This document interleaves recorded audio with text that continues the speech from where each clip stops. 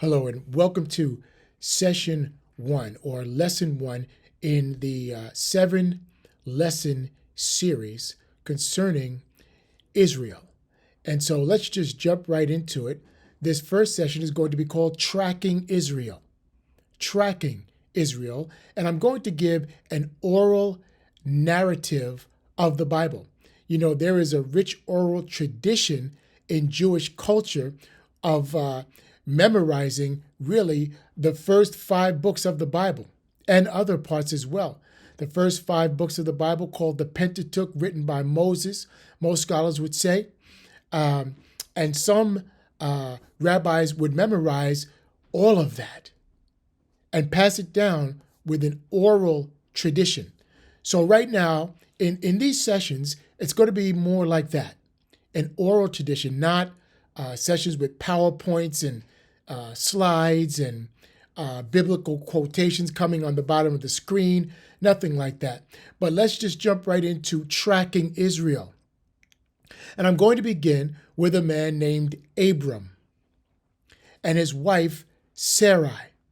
Now, the Bible does not begin there, but that's going to be our starting point, because it is that point in human history where God spoke to a man named Abram and said that I would make a covenant with you, and your descendants will be blessed. They'll be like the sands of the sea, and whoever honors you will be blessed. Whoever does not honor you, well, will not be blessed. And so Abram is where we begin. Now, Abram's wife Sarai was barren. She could not have children. And so when God made this covenant with him, obviously he was pointing to the fact that he and Sarai, his wife, would have children. But she was barren and had no children. So 11 years passes by and still no child. And so Sarai gets the bright idea to give her maidservant to her husband, Abram, to go into her, have sexual relations with her, with the hopes of producing this offspring, and believing that that offspring would be hers because she had or owned, we might say, this maidservant.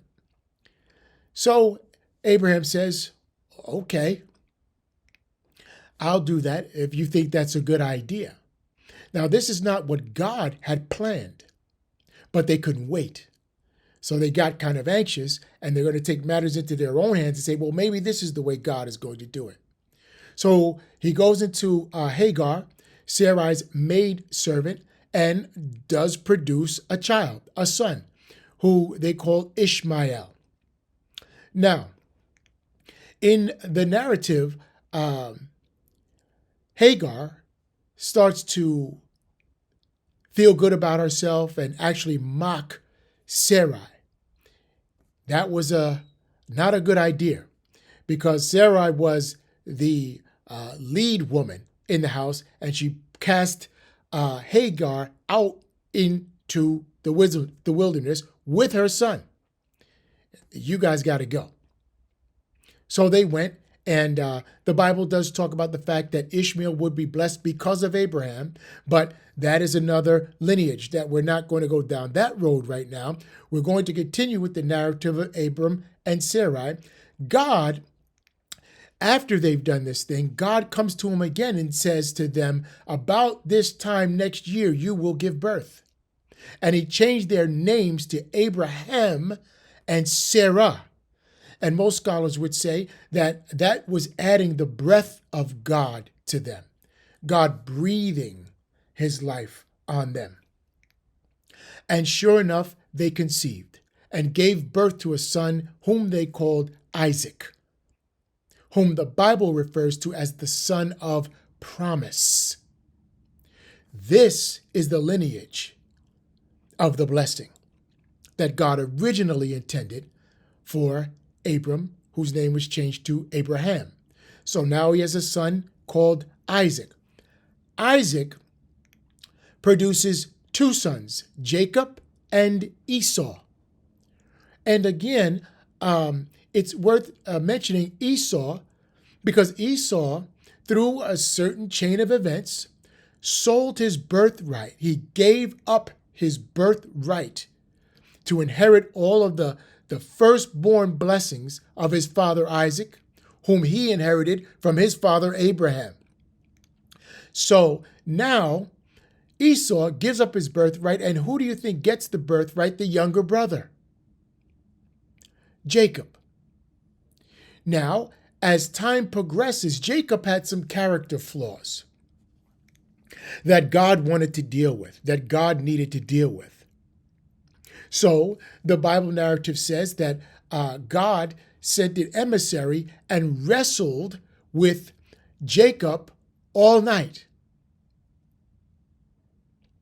wrestling with his character, his nature.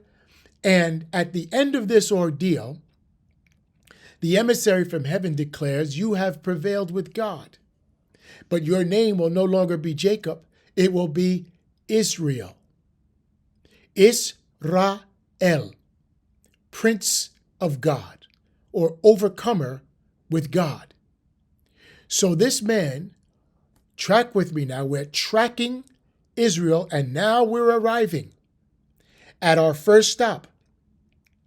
We began with Abraham, Isaac, Jacob, whose name was changed to Israel, to Israel. I want you to see that Israel as a nation had to have its origin somewhere, and that somewhere was with this man whose name was Jacob.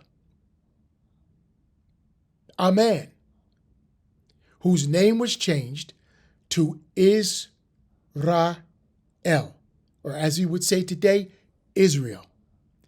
That is the origin of Israel, not the land.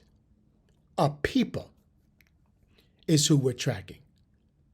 Where did they originate? Well, we're up to the point of this man, Jacob, Israel. And this is where we'll hit the pause button, and I'll see you in lesson 2.